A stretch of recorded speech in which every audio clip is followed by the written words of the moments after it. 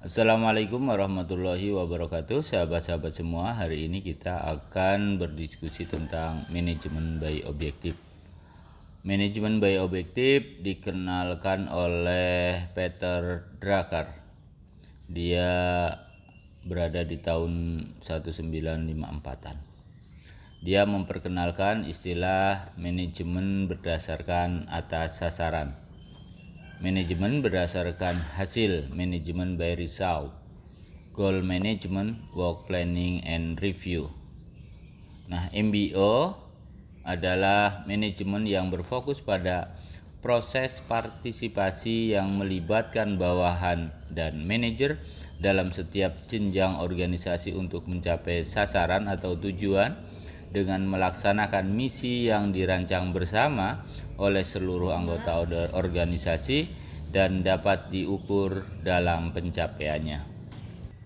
Begitu juga MBO menekankan pada pentingnya peran tujuan dalam perencanaan yang efektif dengan menetapkan prosedur pencapaian yang terstandar, baik yang formal maupun informal, diawali dengan menetapkan tujuan yang dikehendaki oleh organisasi, kemudian dilanjutkan dengan memilih kegiatan yang akan dilaksanakan sampai selesai dan mengevaluasinya secara bersama-sama tentang pencapaian tujuan tersebut.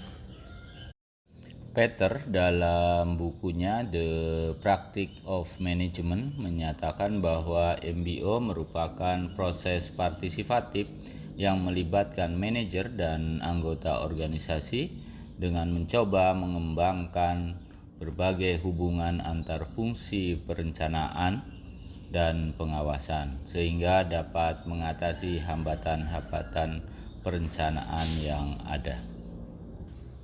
Teori MBO yang digagas oleh Peter ini kemudian dalam perkembangannya mendapat tanggapan dari beberapa ilmuwan, antara lain adalah Douglas, kemudian juga Humble melalui karyanya Management by Objective in Action.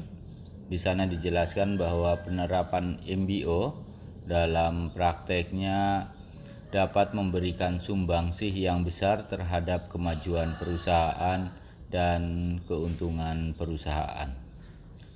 Dalam periode yang berkembang terus, para ilmuwan seperti Douglas, kemudian konsepnya bisa jadi agak berbeda karena terjadi terjadi pengembangan dari konsep awalnya yang dikemukakan oleh Peter. Douglas menyarankan bahwa MBO sebagai metode yang lebih baik untuk memulai pekerjaan manajer diawali dari prosedur yang biasa, ada budaya, ada adat yang biasa begitu, karena MBO mengandung persetujuan antar manajer dengan anggota organisasi yang lain, mulai dari penetapan tujuan-tujuan yang ingin dicapai dilakukan juga secara bersama-sama seluruh anggota organisasi dengan para manajer, para pimpinannya. Yang terpenting adalah tujuan-tujuan itu harus dicapai oleh masing-masing individu. Jadi penekanan pada tujuan yang harus dicapai oleh para manajer, oleh para anggota organisasi atau para karyawan. Setelah menetapkan tujuan jelas, kemudian melakukan perencanaan, perencanaan yang jelas, perencanaan yang khusus untuk mencapai kembali lagi ke tujuan tersebut. Untuk mencapai tujuan, terutama adalah penilaian tentang diri sendiri dan pembahasan tentang penilaian diri sendiri dengan manajer. Jadi ada komunikasi yang harus dicapai oleh individu yang diketahui oleh para manajer. Dalam bukunya The Encyclopedia of Management, Carroll menyatakan bahwa dengan adanya perencanaan organisasi yang berkiblat pada tujuan organisasi, tujuan perusahaan yang terpadu dengan anjuran para ilmuwan perilaku mengenai tujuan pribadi sebagai motivator dan ketidakpuasan para ahli personalia terhadap penilaian pelaksanaan konvensional, dan dibantu dengan kegiatan para konsultan dalam praktiknya menyebabkan sekitar tahun 60-an akhirnya diterima luas sebagai teknik manajemen. Beberapa pendapat tentang MBO ini menurut para ahli manajemen. Yang pertama menurut Paul Mali bahwa manajemen MBO merupakan strategi perencanaan dan pencapaian hasil dalam arah yang diharapkan oleh perusahaan, oleh organisasi, dan dibutuhkan oleh manajemen untuk mengambil tujuan yang ingin dicapai dan mendapatkan kepuasan bagi para anggota seluruh organisasi. Kemudian dalam pandangannya Frank dikatakan bahwa MBO merupakan konsep filosofis dan seperangkat prosedur operasional. Kemudian Drucker mengatakan bahwa MBO dan pengawasan diri sendiri dapat disebut falsafah manajemen. Ia lebih menjadarkan diri pada konsep tindakan manusia, perilaku, dan motivasinya. Hal ini ditetapkan atau diterapkan oleh para manajer, apapun tingkatannya, apapun fungsinya, dan pada setiap organisasi, baik organisasi itu besar maupun organisasi kecil, atau bahkan dapat digunakan oleh perusahaan-perusahaan dalam kategori kepemimpinan yang masih bersifat individual. Humble kemudian juga menyatakan bahwa MBO adalah sebuah sistem yang dengan jalan itu sasaran organisasi dibuat panduan terarah untuk segenap kegiatan yang ada di dalam perusahaan. Metode yang memusatkan perhatiannya dan memberikan kerangka dasar yang logis untuk pencapaian tujuan organisasi. Kemudian pandangan Redin menyatakan bahwa MBO adalah pembentukan wilayah-wilayah efektivitas untuk kedudukan manajerial dan perubahan periodiknya ke dalam sasaran-sasaran waktu yang terbatas dan dapat diukur, serta secara vertikal dan horizontal berkaitan dengan pencapaian yang akan datang. Dari Nawawi menjelaskan bahwa MBO berarti juga manajemen yang mengimplementasikan metode penilaian kinerja karyawan yang berorientasi pada pencapaian sasaran kerja. Untuk itu, maka yang pertama, setiap karyawan secara individual harus memiliki atau mengetahui sasaran kerja masing-masing. Nah, ini penting sekali buat kita bahwa karyawan memahami apa sasarannya, apa tujuannya dalam bekerja. Setiap karyawan memahami tugas, fungsinya apa, dan hasil akhirnya itu apa. Ini penting diketahui dalam MBO, bahwa jika pendekatannya MBO, maka masing-masing karyawan itu memahami betul tugas, kemudian proses, dan outputnya apa. Kemudian yang kedua, tujuan individual itu harus sesuai dengan atau mendukung pencapaian sasaran kerja unitnya untuk satu periode kerja. Ini sangat penting untuk kita pahami karena apa? Karena ternyata tujuan individual kadang oleh orang dipisahkan dengan tujuan organisasi. Jadi bisa seimbang, seiring. Jika seorang karyawan menginginkan gaji yang besar, maka memang harus bekerja keras untuk mencapai sasaran. Itu sah, benar. Tidak bisa disalahkan orang ingin gaji besar, tetapi apakah kita juga sadar bahwa produk kita itu sudah bagus, bahwa apa yang kita lakukan itu sudah maksimal. Itu penting. Maksimal bukan diri sendiri yang menilai, tetapi sistem yang menilai.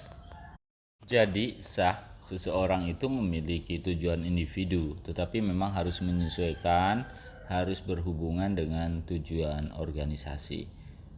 apapun bentuknya. Jadi ada kesesuaian, ada irama yang sama, jangan terjadi AM/FM begitu. Perusahaan tujuannya kemana, individu kemana. Ini sangat berbahaya untuk tercapainya atau sangat sulit untuk mencapai tujuan jika tujuan individu dan tujuan organisasi berbeda. Ini bisa digabungkan menjadi tujuan individu seirama dengan tujuan organisasi. Kemudian yang ketiga adalah evaluasi dilakukan pada akhir periode yang sudah ditentukan oleh organisasi itu sendiri.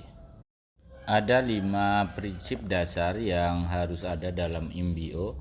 Yang pertama adalah penurunan tugas utama para manajer ke bawahannya.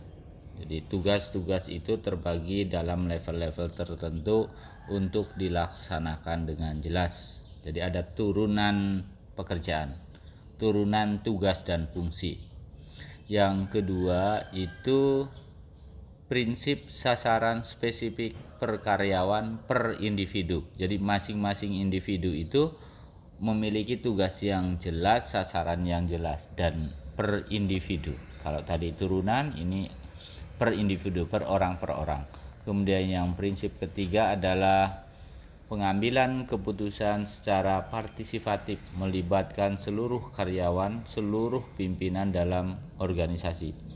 Kemudian yang keempat, prinsip waktu, prinsip periode. Jadi dalam waktu tertentu, dalam periode tertentu. Kemudian yang kelima adalah prinsip evaluasi, umpan balik, pengawasan secara periodik sama secara waktu tertentu. Nah, dari hasil evaluasi tersebut, jika udah menekankan pada pendekatan MBO, maka yang paling utama adalah penghargaan terhadap para karyawan yang berprestasi sebagai sebuah feedback atas keberhasilannya dalam bekerja di sebuah perusahaan.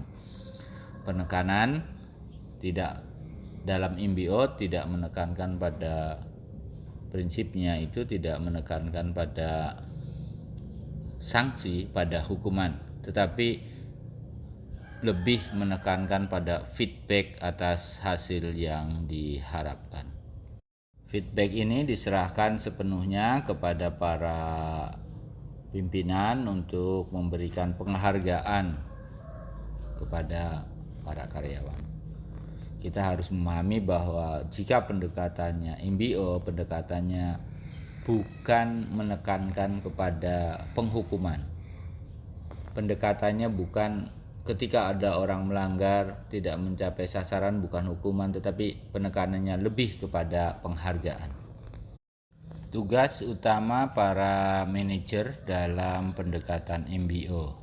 Apa saja tugas utamanya? Yang pertama, bersama-sama dengan bawahan menentukan sasaran dan tujuan yang akan dicapai secara jelas, terukur, dan waktu tertentu.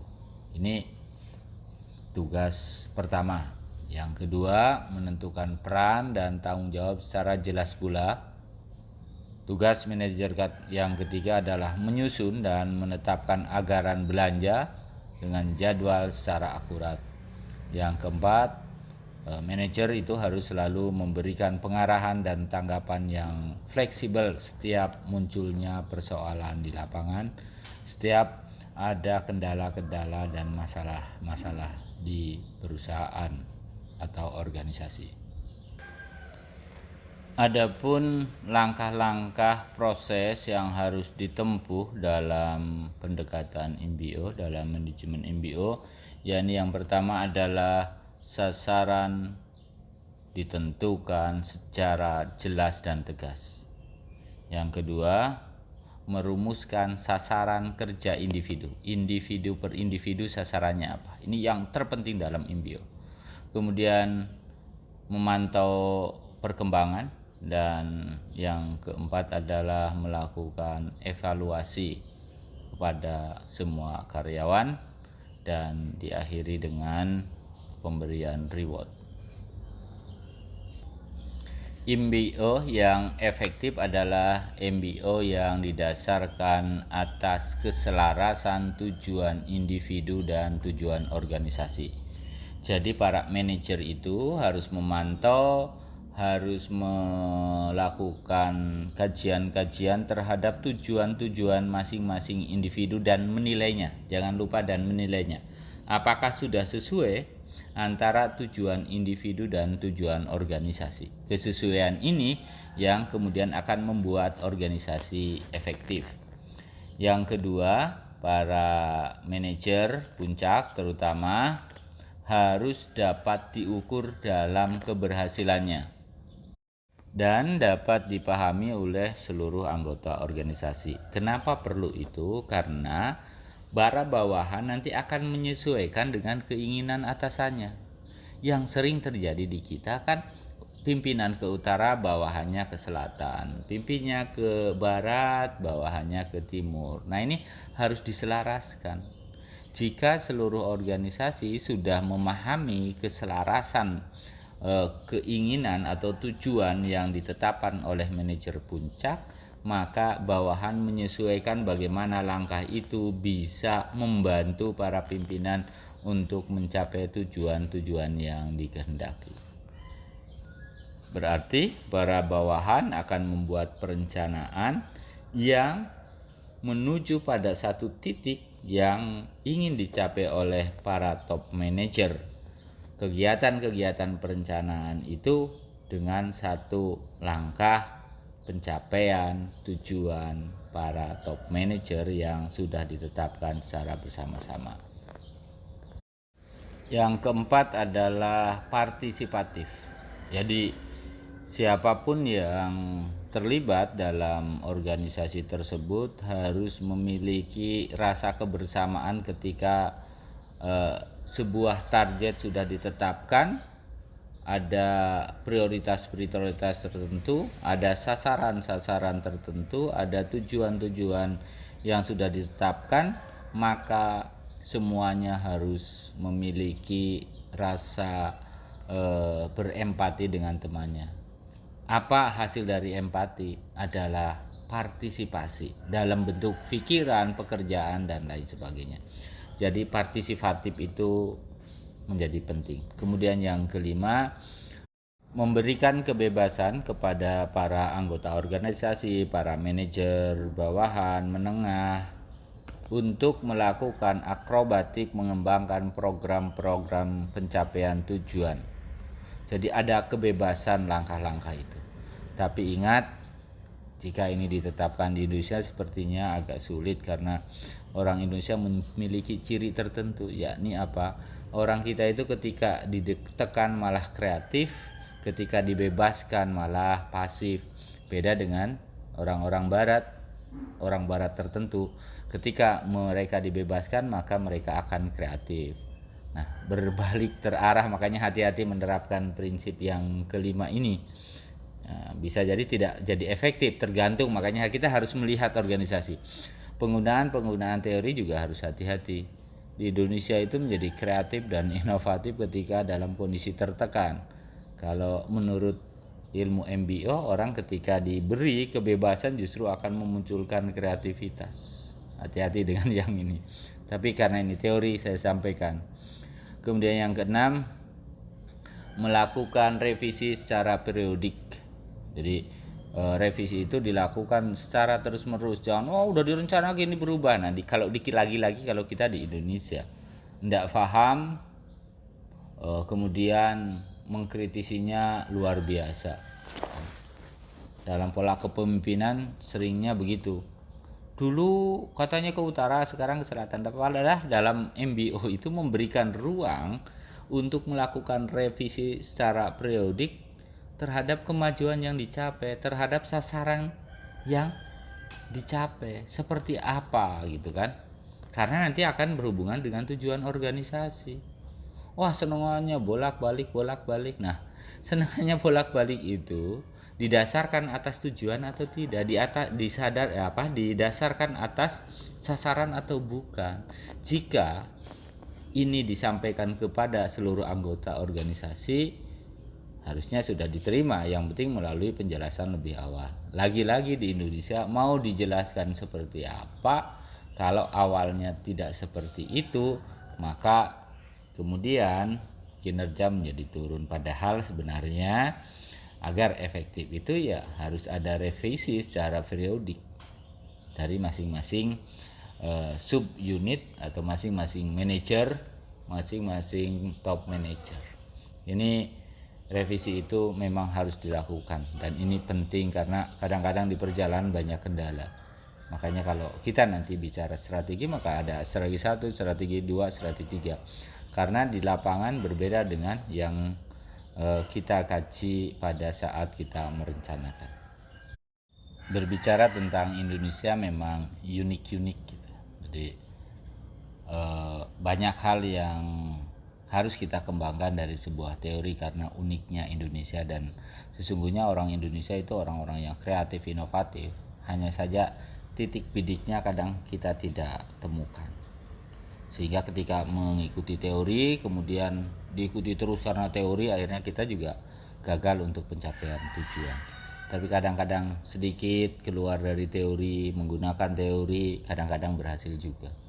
Jadi untuk di Indonesia pastinya kita harus menyesuaikan, karena kita merasakan sendiri memilih presiden secara demokratis. Ketika kita presiden yang kita inginkan tidak tercapai atau pimpinan yang kita inginkan tidak tercapai, maka energi untuk berprestasinya menjadi menurun. Jadi ketika pimpinannya siapa, energinya turun. Nah, ini yang harus diperhatikan di Indonesia, bahwa kebanyakan komitmen di Indonesia itu kepada orang, bukan kepada organisasi.